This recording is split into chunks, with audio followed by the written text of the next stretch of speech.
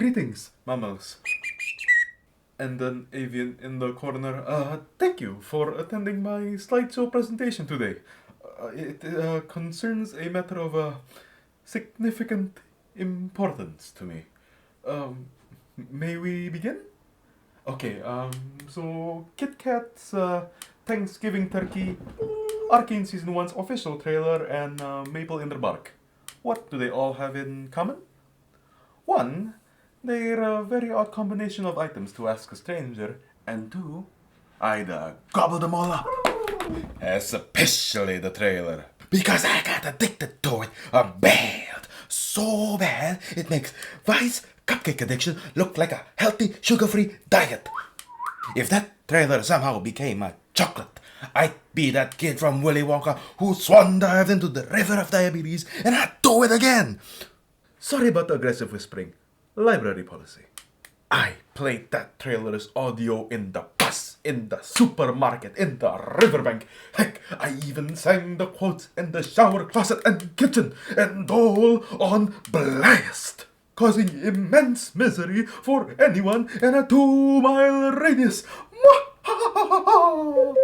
Sorry, Mr. Owlbert, the librarian. I'll keep it down. I need help. My neighbors need help. My roommate's eardrums need help. And the worst part is, I don't even know why I loved it. I just did. Miserably. So I took a screenwriting degree. And now I can formulate why I liked it so much and channel all that passion and chaos into a video analysis. That way I calm down, I feel productive, and the audible well-being of my neighborhood increases. So here are 4 chapters on why I think Arcane Season 1's official trailer is perfect. Almost. Wait, almost? Yeah, it turns out that the one downside of getting an education in the field you idealize the most is realizing that some of the masterful strokes you could never comprehend were just, flaws. Hey, there is no need to flex your fangs, bucktooth, and incisors here. The flaws are minor, unnoticeable, like a pineapple under the sea of strengths. It's not a star patricipator, nor will it sponge much of your time. So let's not get crabby here and spare a little sympathy. I am so sorry. But truthfully, I love the trailer like mahogany, as the flaws are really minuscule.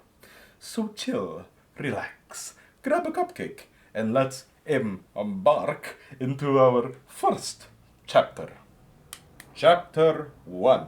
The thematic structure or the outline. When creating a trailer, focusing on a central theme prevents overwhelming the audience with ideas. A structure or outline for said theme would help concisely explore its depth and maximize its emotional impact. Let's visualize the formula for most thematic structure in trailers.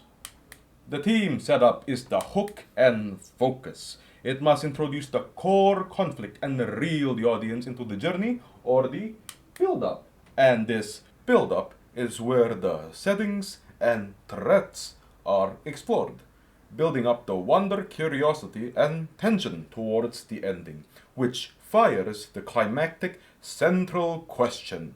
And that central question is what locks in the audience's demand for answers that only your motion picture can supply.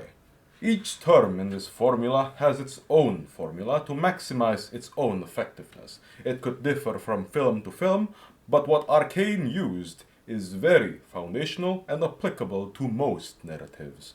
So let's explore how Arcane uses good structure to maximize its trailer's potential. The theme setup. Arcane starts by vocalizing Vi's childhood story. She monologues about a childhood game where she and her little sister would chase imaginary monsters away. This is tender, nostalgic, and innocent. But this recollection is contrasted with the ominous dolly of a silent prison alley, which is a layering technique that deepens the theme, which I'll get more into later, as for now we are focusing on the structure. After the monologue finishes its first sentence, we are followed by a sequence of Vi punching the wall as an adult and a boxing machine as a teenager. Accompanying it is the follow-up sentence saying, "No monster is gonna get you when I'm here." These first two beats establish our protagonist's trait, the protector with a punchy personality trained from youth. And the third beat cements the little sister as the emotional stake, giving the audience a substantial hero to root for and a little sister to care for. So when the twist of a line, "then a real monster shows up," drops, we are prepared and can feel the bite and the twist. But why? Because we have a stake, an emotional stake, and a protagonist with traits who can fight for us and reclaim our stake. Trauma and hope, preventing us from feeling the classic, "oh wow, a trailer with cool fight scenes, I feel absolutely nothing," lack of stakes, or the classic, "oh well, tough luck, that's a big chunky villain and you got zero skills and I ain't in the mood to pity, so I'll just leave you to wallow on your own demise by yourself. Thank you very much, goodbye." Lack of a hero trait kinds of responses, which is why when Vi drops the "I have to find her," we are not lost scrambling to find something to care or root for. We are already wrapping our knuckles, ready to join the rescue mission and give the monster a piece of our mind. This eagerness, this mix of hype, fear, doubt, and hope is exactly what a well-structured team setup should accomplish. So let's take a look at the complete formula Arcane used for the setup. Protagonist trait plus stake plus threat plus mission equals team. This is a classic hero's journey setup. It's adaptable across different genres because it provides the three pillars of any gripping story: a problem to solve, a protagonist capable of solving it, and the promise of a payoff. Without this structure, a trailer risks becoming a montage of cool ideas, eye-catching but hollow. Each part of the formula plays an integral role in making the emotional hook work.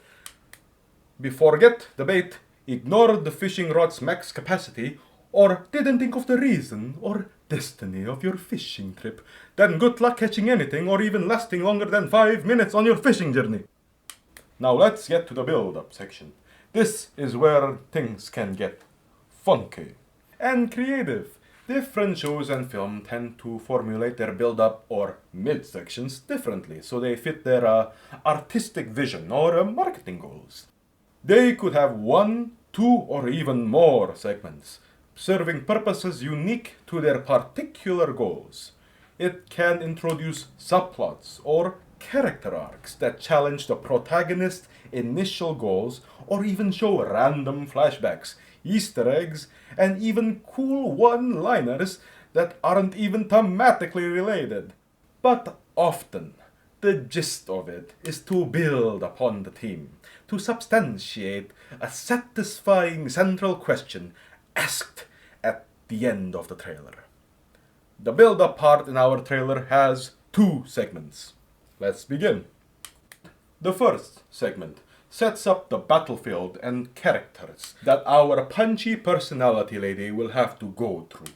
We get Silco complaining about the topsiders, building on Zon's hatred towards Piltover, whereas the topsiders are developing some dangerous technology that they're oblivious to. I'm sure nothing bad could come from this, like, say, escalating already sour tensions with Zon. Nonsense, right? Wink wink. This section ends with Silco, the figurehead of Zon's hatred, saying a ruthless dogma and challenge our protagonist, Vi. Essentially saying, "Tuk, tuk, tuk,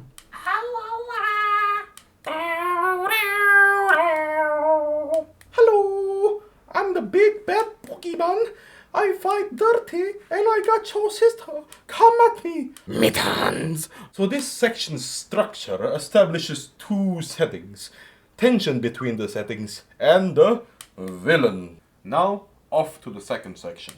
This is where the tensions between Topside and Zon from before escalate and doubt creeps in. The tensions between the setting escalate via riots and enforcer retaliation, creating obstacles for our punchy protagonist and even insinuating that there is more to the politics between Zon and Piltover, and darling, I'd reward you with such fancies and scandal if only you'd carry along my coattails and relinquish me a few sterlings of your time.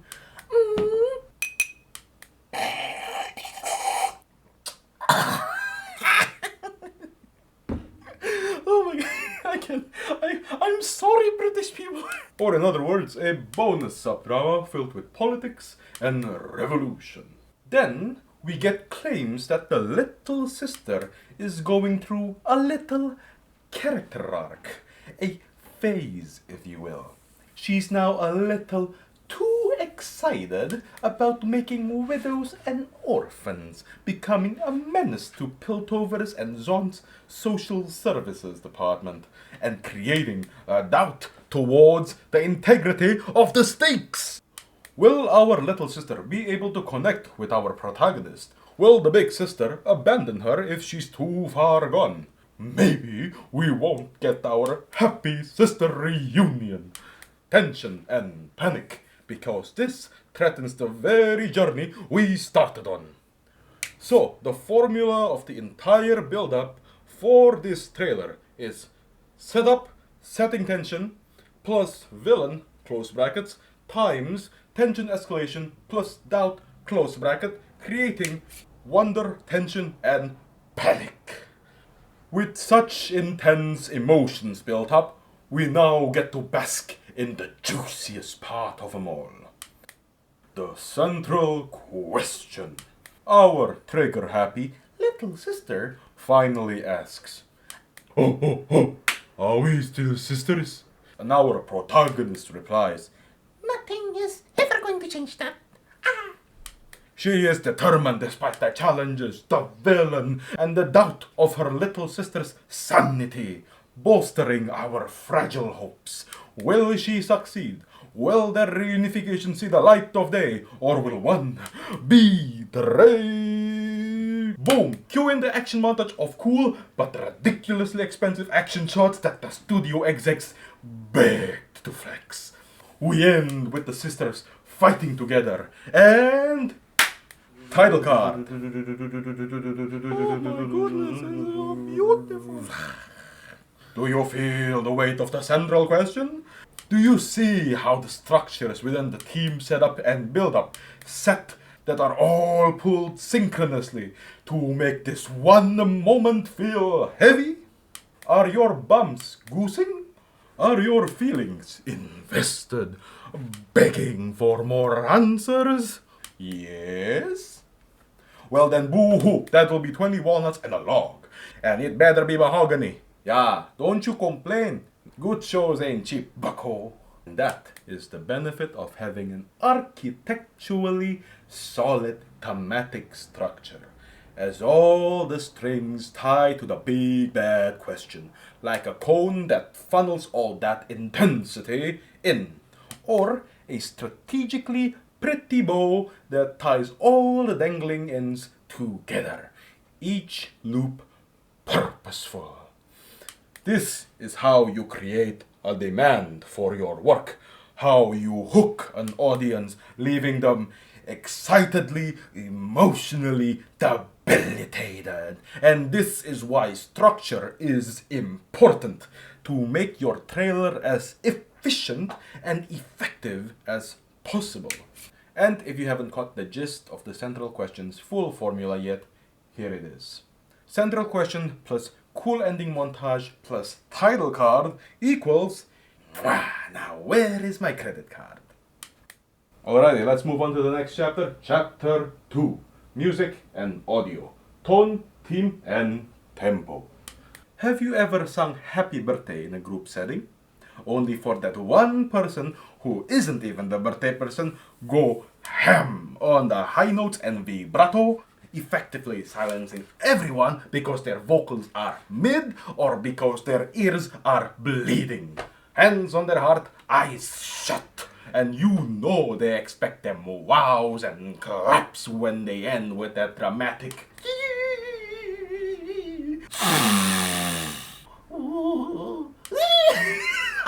making it all about them and their forsaken dreams instead of the person with the cake, candles, and concussed eardrums. But thankfully, the orchestra in Arcane's trailer ain't that Walmart Mariah Carey caroling for dear life. Instead, it's the supportive kind, harmonizing your janky notes, getting louder when you're out of breath, and dropping an octave so you can be the star with a bass. Okay, so this is a very rough table chart of my hypothesis on how it supports the visuals and story chronologically, based on the orchestra's tone, theme, and tempo. So the thematic element of the score lifts the visuals and enhances the emotional weight of the story without overshadowing it. How? It does so by having a repeated motif that intensifies as the drama climbs. Tempo-wise, it knows when to pause, when to nudge you with drums that could never piss off a ball composer who loves making chairs fly, and even knows when to aggrandize you with that majestic repeating bookmark note that goes like "Dweow." You have to see the trailer for yourself to know what I'm referencing. And lastly, the tone. It knows when to maintain its tone and when to build it up gradually but noticeably, heightening your anticipation for the payoff. Or central question, since it's a trailer. If you're a little confused right now, yeah, I am too. Because it's hard to explain the music theory as I am not a music academic. The only music theory I know is, if a tingle feels, you bet I'll loop that for the next 10 hours. If I get bored. But you can certainly know what I mean if you watch the trailer again and discover the way the orchestra harmonizes with the story and visuals and work towards the bigger picture or the central question drop. So if you're a music major, please let us know your thoughts on the comments below, if you'd be so kind. Oh, and did I mention how the audio effects are so crispy, atmospheric, and has this chain reaction that heightens the immersion to such a level that made me spit my cattail?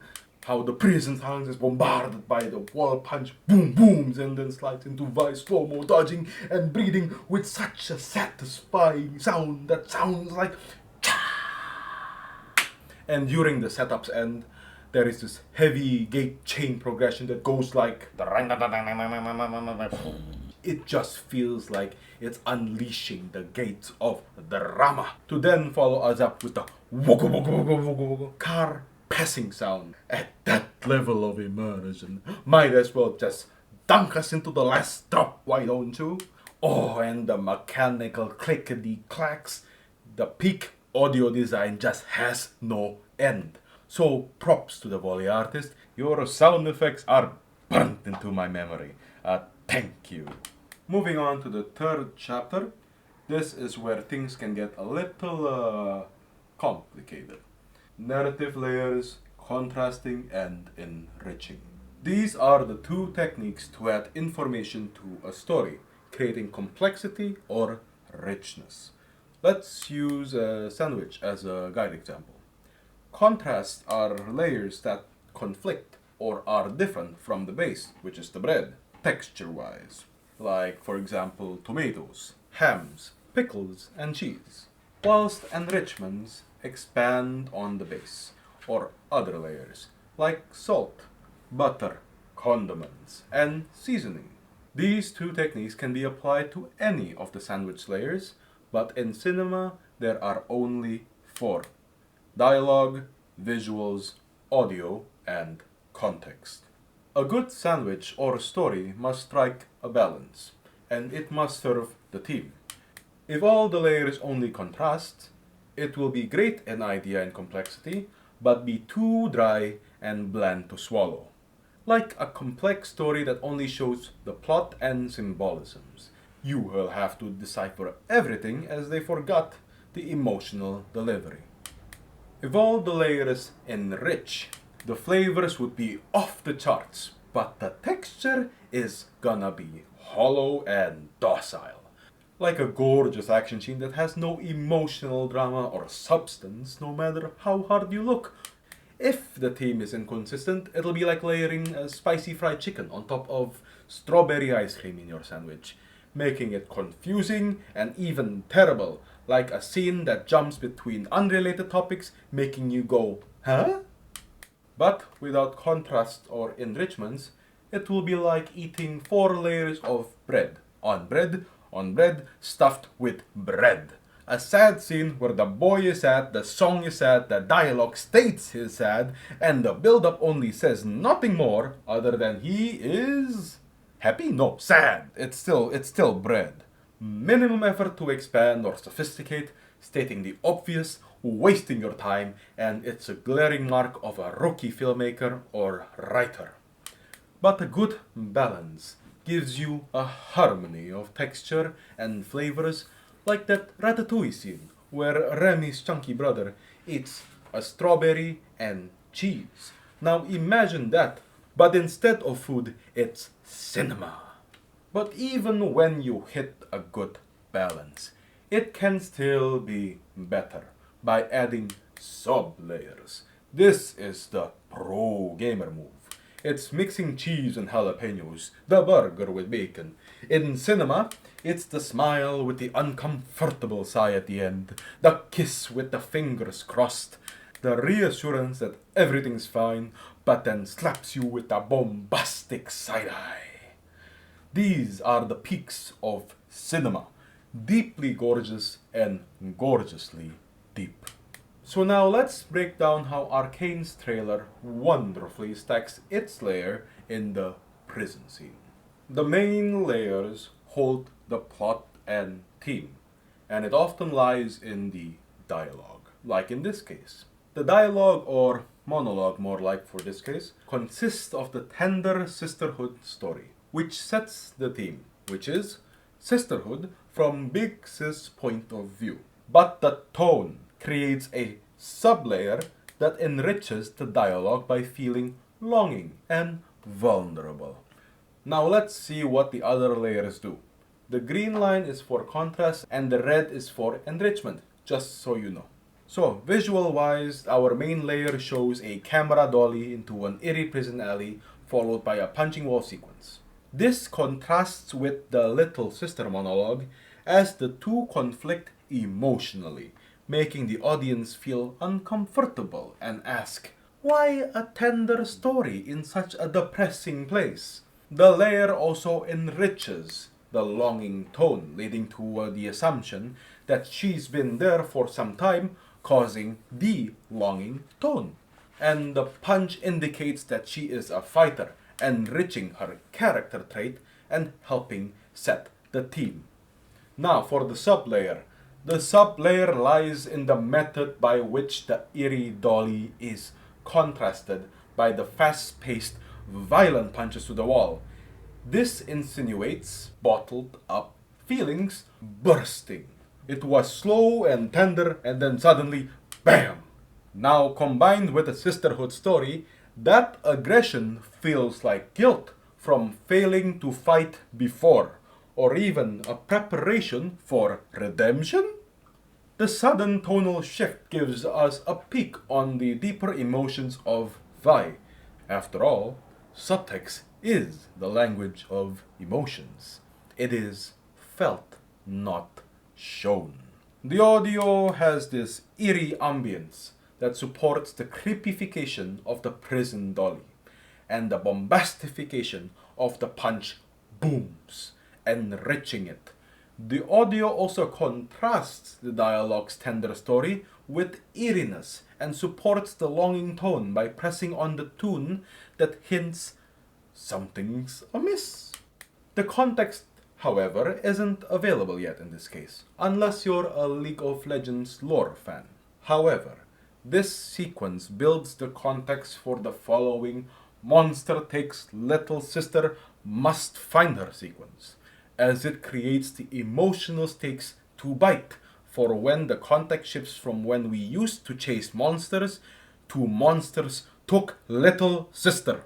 Do you see how the contrast and enrichments connect to the main layer, revealing Vi's deep care, grim circumstances, and bottled up emotions in a thematically cohesive manner? All priming you for the drama of why she's there and what happened to her little sister.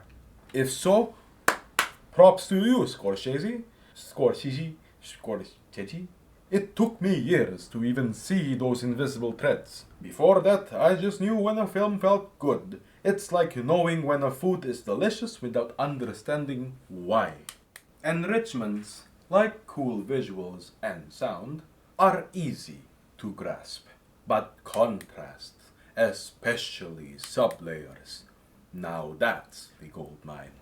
I'll use an iceberg to better explain. It's always there, yet often invisible. As if it's underwater, or you need radio waves to understand. Like perhaps emotional perception radars. Because unspoken conflict isn't just seen or heard, it's felt. Demanding your emotional engagement, thus making it far more satisfying when it pays off. Because the weight of hidden emotions, unspoken conflict, is always bigger than what is visible, like the iceberg.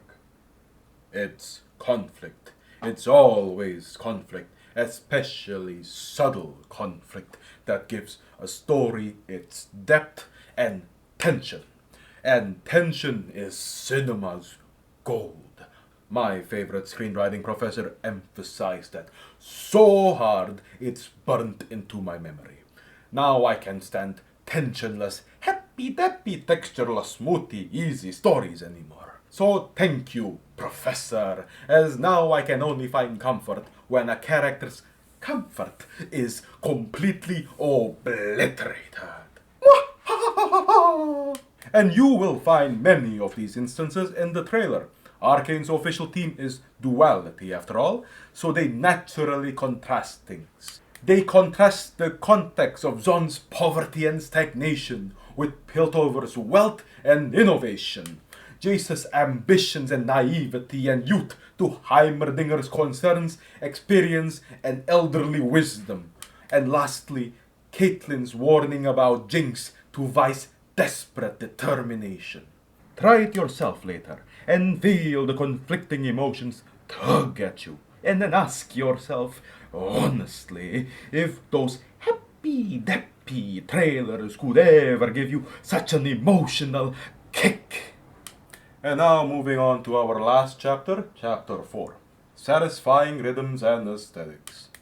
As important as story, structure, and depth are to me, I am a sucker for satisfying aesthetic shots and rhythmic sequences, aka cool delivery, aka entertainment, aka the choo-choo part of feeding a person broccoli, or the story. So technically enrichments with extra steps.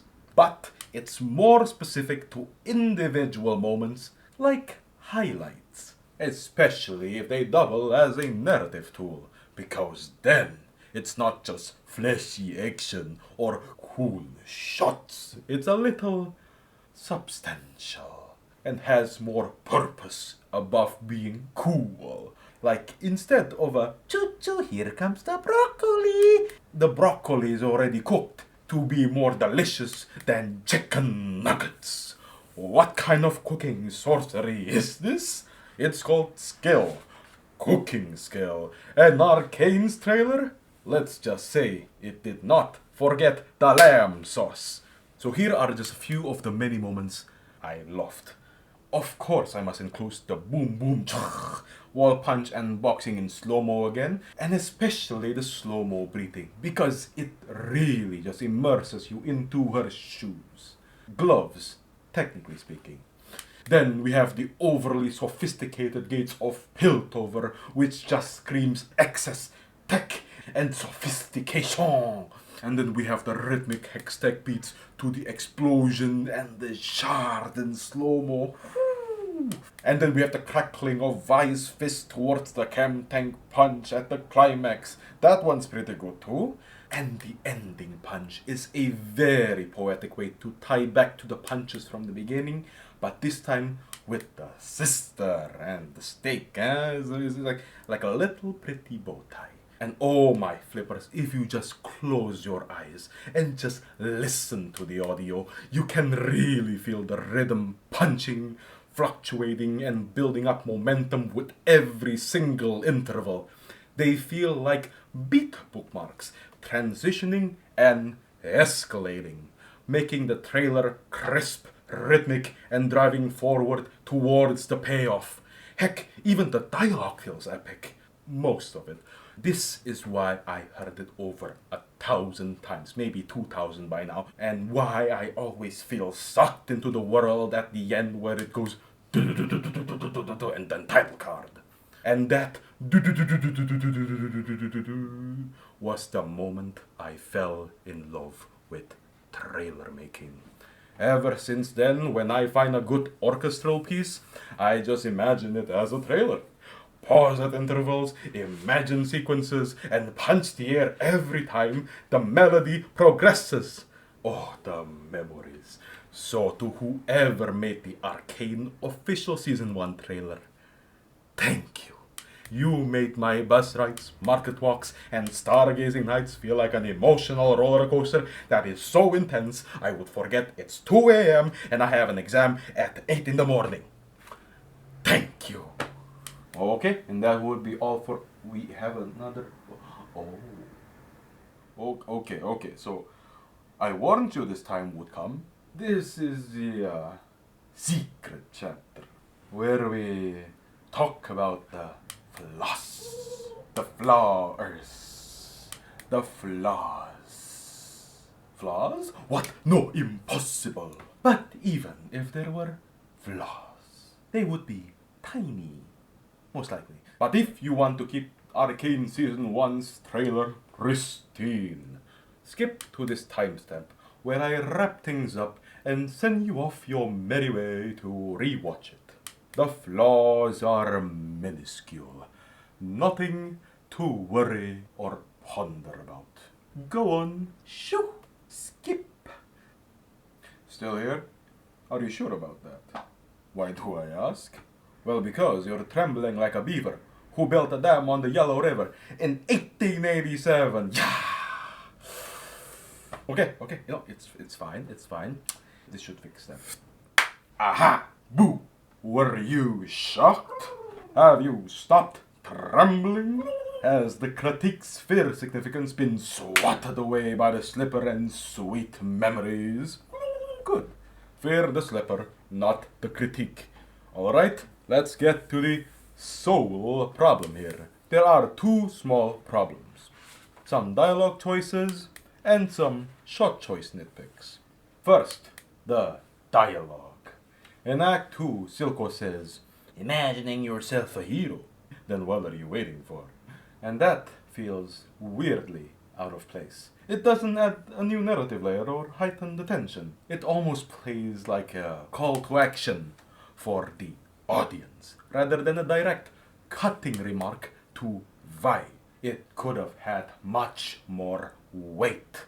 Imagine if, instead, they showed him tightening his grip on Jinx, delivering a line that truly reinforced how deeply he had her under his control. That would be much more personal and much more challenging to Miss Punchy personality over here, thus increasing tension. And again, tension, say it with me now, is cinema gold. Wonderful. Now, for the shot choice.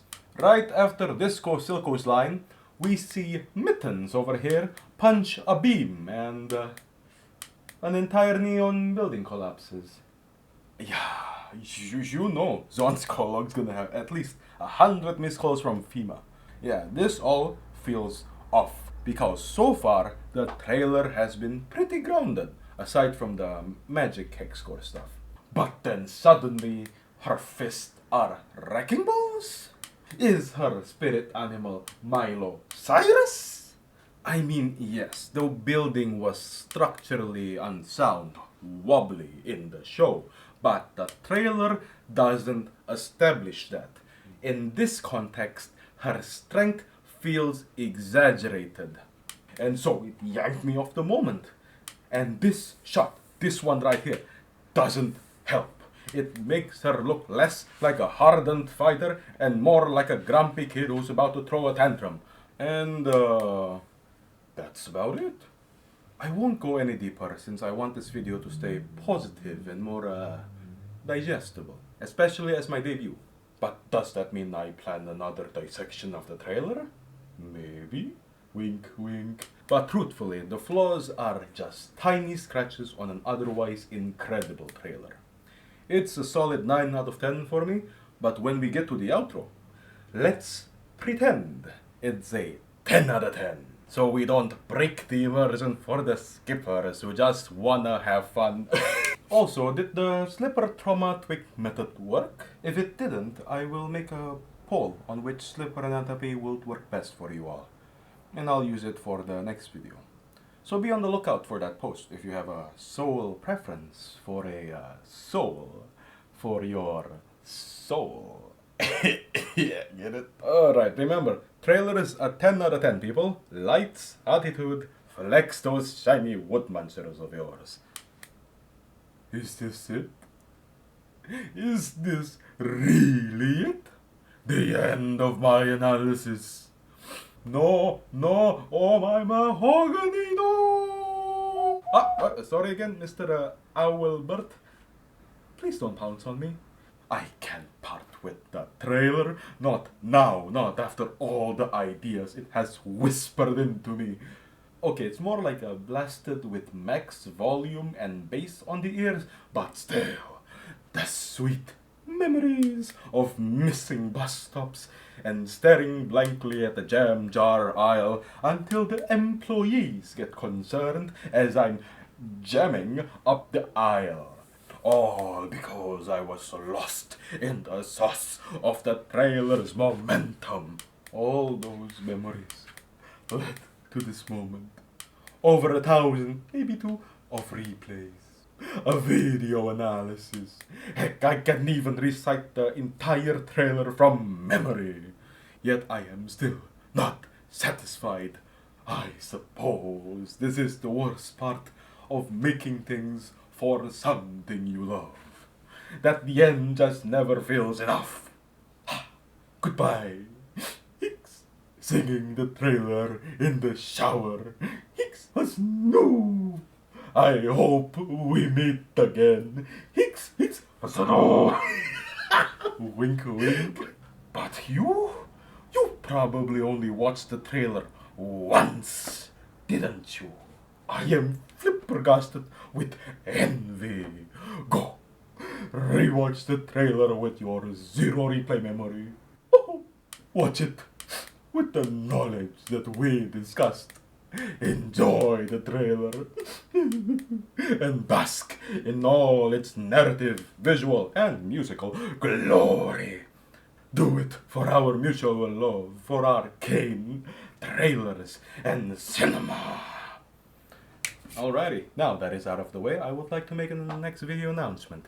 It will be about how Arcane Act 1, Season 1, like a flowery field, is perfect.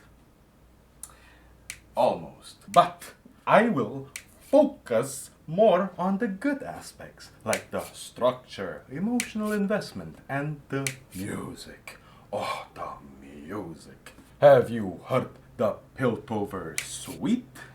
The City of Progress alone gave me bumps that make me wanna honk. Get it? Because gooses honk, and if you combine it with the bumps, you get bump goose. Wait, what? But those Piltover scores, yeah, the slow build-ups, the violins that intensify a repeating motif that's cherry on topped by choirs and the bassy grand horns that just complete the melody, like how a 5.1 surround speaker system completes a Michael Bay movie. But yes, please check them out, as the next video will cover it. And perhaps I'll even serenade you with a slew of random instruments I picked up for fun. And yes, I procrastinated on learning all of them hard. So please have your musical cringe meter or earplugs prepared.